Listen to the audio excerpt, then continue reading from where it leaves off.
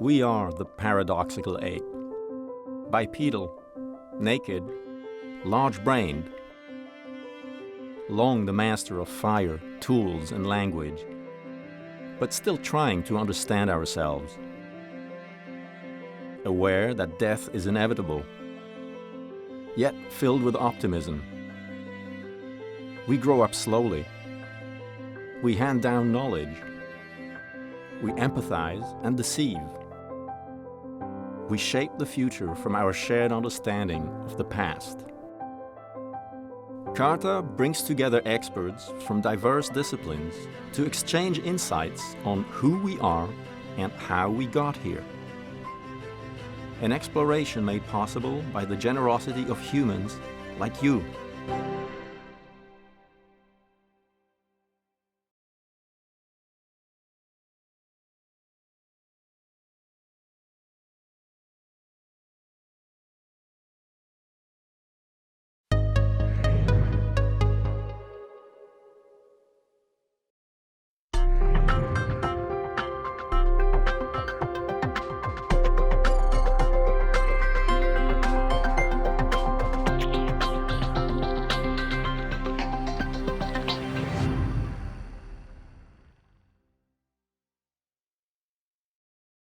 As you've heard, we live in a time where there's growing concern not only about the potential lifelong impact of deprivation and early adversity in childhood, but we also live in a time of global adversity with rapidly increasing natural disasters, rising political conflict. We have the largest number of refugees we think we've ever had in human history right now, and we're just at the beginning stages of what's going to happen with climate change. And yet, my theme here today is, despite these disturbing adversities and their increase, there's evidence of resilience all around us. And we better figure out how to mobilize that capacity to address the scale of problems we have. And many of the issues we've heard about today, and many of the global mass trauma threats to human existence in the world today are multisystemic in nature. And for that reason, this is my preferred definition of resilience.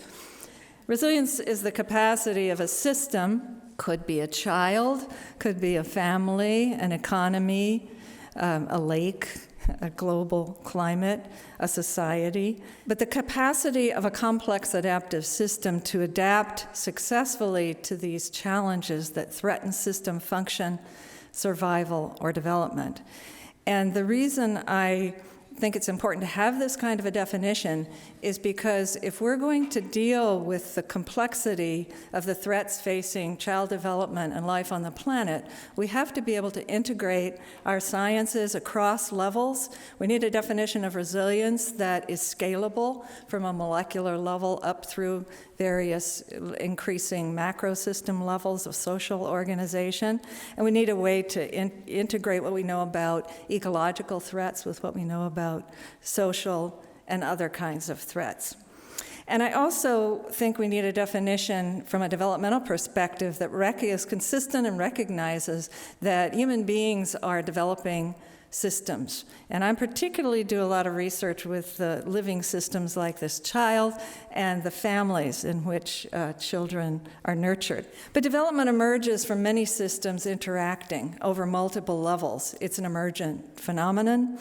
And we also know that the systems of a child's life are not only interacting all the time, but they're embedded with each other and interconnected in such a way that a child's experience is influenced both directly by some of the systems they interact with, their family, their friends, they go to school eventually and interact with schools, but also by the systems indirectly connected to children. There are national policies, there are community resources that indirectly affect the development and well-being of children.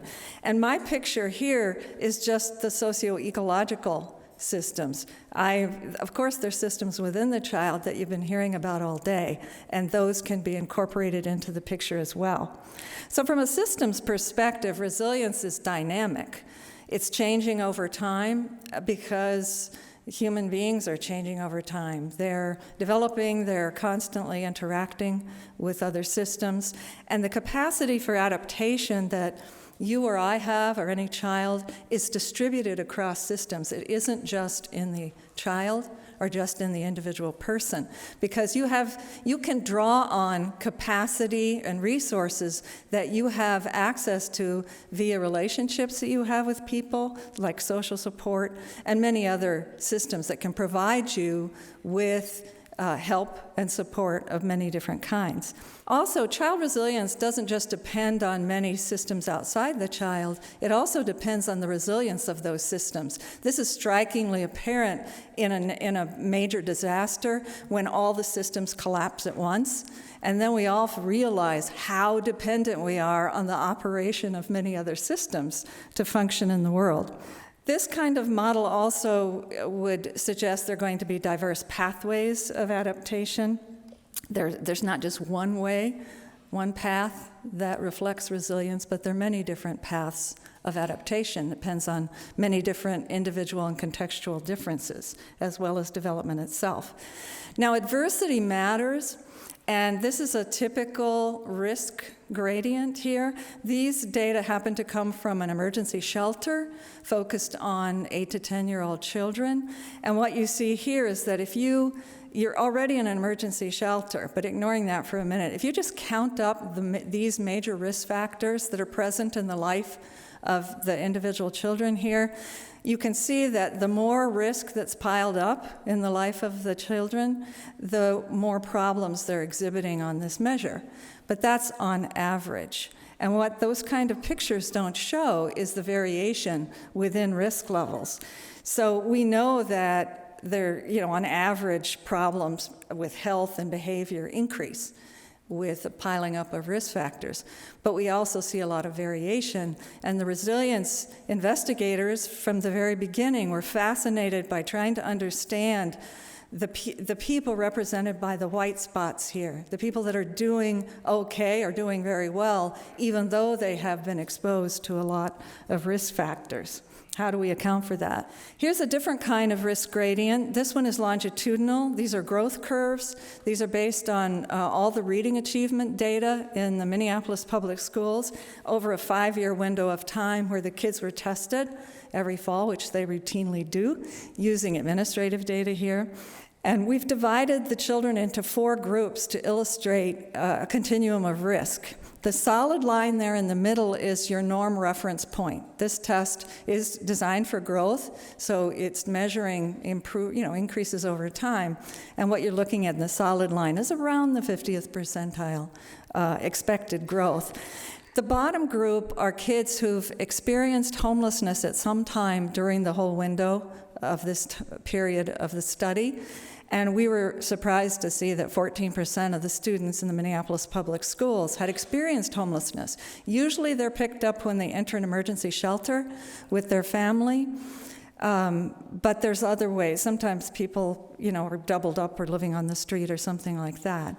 But these kids are pulled out first, so they've experienced a homelessness. It doesn't really matter a whole lot when it was. This is an indicator of high risk. And you can see here their reading achievement in the 3rd grade starts around the 12th percentile on average, and their achievement is significantly lower than kids who are qualified for free meals, who are living in poverty but have not experienced homelessness. And both those groups, who are very disadvantaged, are achieving at a much, much lower level than the norm reference point. And then if you look at the top group, those are kids who have not experienced free meals or homelessness. That's the only way that they're low risk. But they start off at the 75th percentile on reading achievement and stay there. What you're looking at here is the extraordinary achievement disparities that many cities are worried about, and we are particularly concerned about in Minneapolis, because we have very high achievement overall in our state, but horrible achievement disparities. And this is a huge issue. We're talking about, between that top group and the bottom group, a 4-year difference in achievement. It's a huge gap. But that's not the whole story here again. If you take the bottom group and now look at them as individuals, at their individual growth curves. You see this scatter plot here, the famous spaghetti plot where you cannot make out any individual.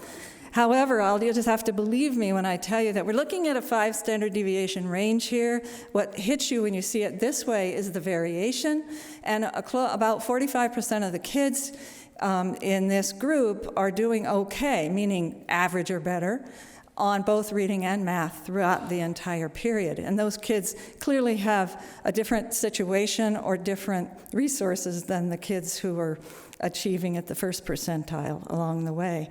And these kind of data beg the question, what accounts for this? What makes a difference? Because we'd like to know what makes a difference so we can make progress on addressing these kind of disparities. So there's been a lot of research on this topic. School district data sets can be great, but they don't have as many of the protective factors of interest to people like me as I'd like, so you have to do some other kinds of studies. In these data, we do know that attendance matters. It turns out that homeless kids don't attend school as often. They miss a lot of school, and that does affect reading scores. And it also turns out that a 1-minute reading test in first grade predicts both the intercept and the growth here in these growth curves. So where you start off does matter.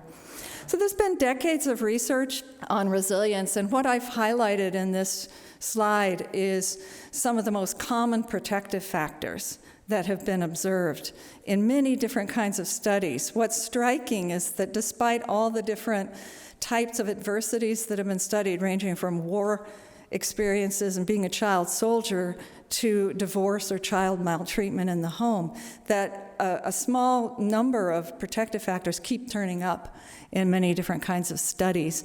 And this led me, in this book and other places, to describe the short list. What I mean by that, these are the most salient protective factors that stand out in this literature. And on the right side, I've listed what I would think would be implicated as the adaptive systems that account for those things on the short list.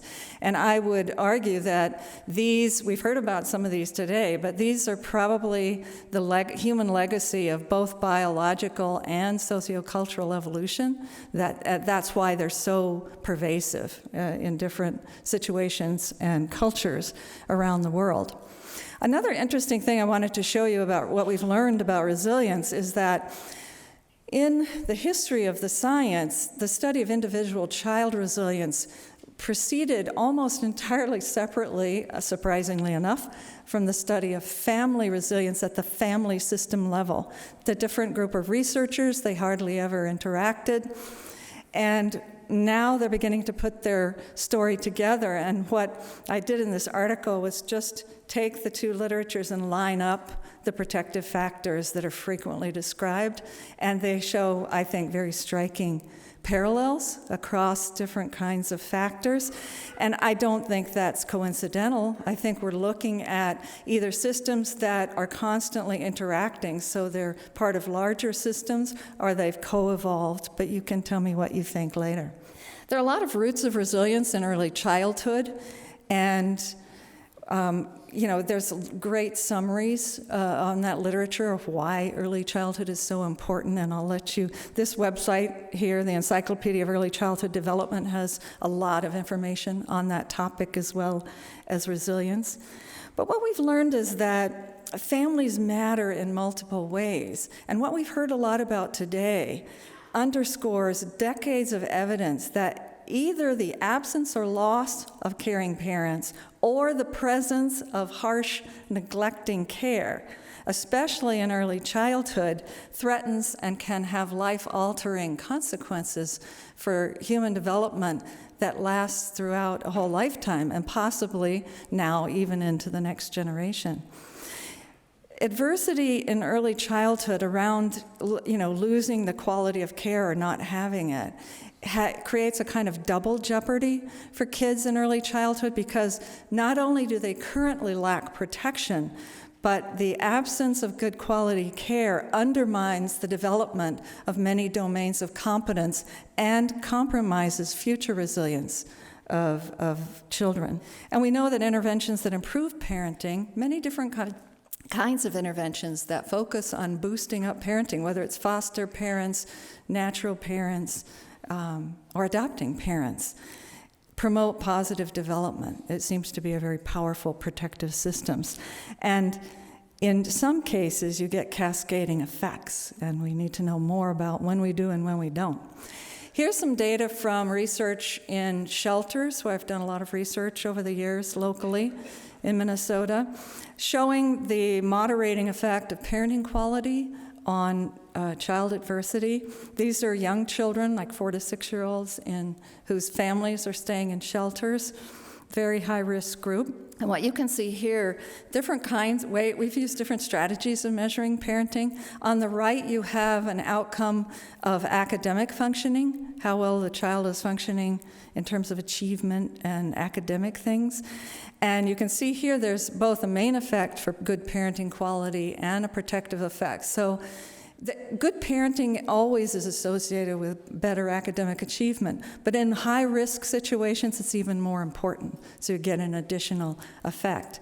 On the left, you see a graph for child trauma symptoms, and in this situation, when adversity is really low, you don't see much in the way of child trauma symptoms, but as adversity rises, you begin to see these symptoms, and then you also begin to see the moderating effect of good parenting. And in that particular study, the parenting was measured by observational coding in structured parent-child interaction.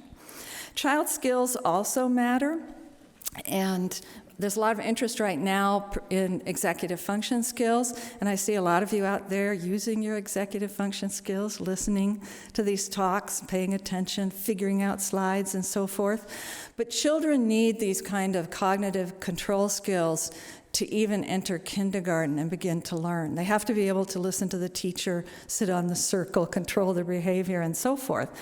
And there's been a lot of interest in these skills because they predict school success, and they do it particularly well for very high-risk children. Here's some data, again, from research with homeless children, where we assess their executive function skills using a battery while they were in shelter and then follow them to kindergarten and first grade. And we find the kids that are doing well, both in terms of learning and behavior, have better executive function skills. And that's led people, our group as well as other groups, to try to focus on boosting executive function skills.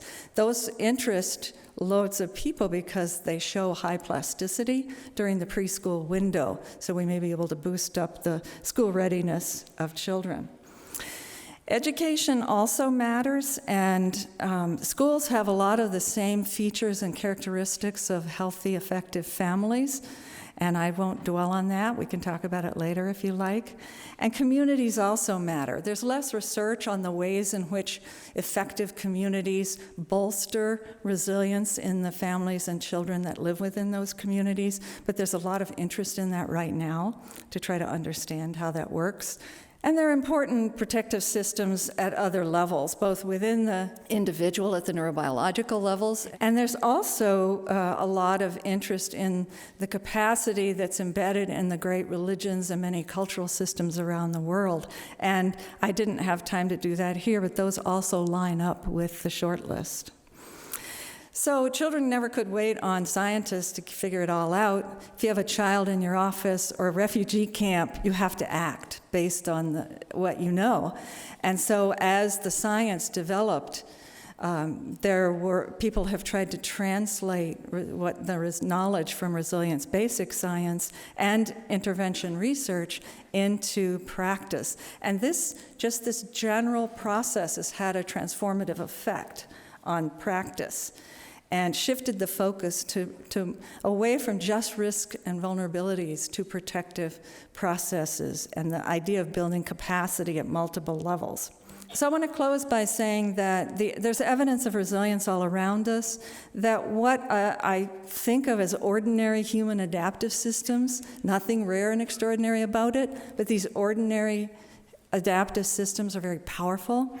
Resilience can be nurtured and promoted.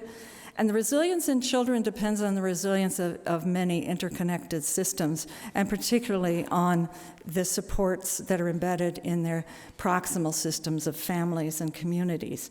We can build resilience in early childhood programs, and it's important that we focus on that based on what we've heard today and based on a lot of other evidence that there's a very high return on investing in early childhood, because there are multiple cascading effects across levels and across domains. And I'll just close by showing this picture. I offer a MOOC on Coursera on the topic of resilience in children from a global perspective, and it's fun to have people join into the discussion forums on that MOOC. Thank you for your executive function here.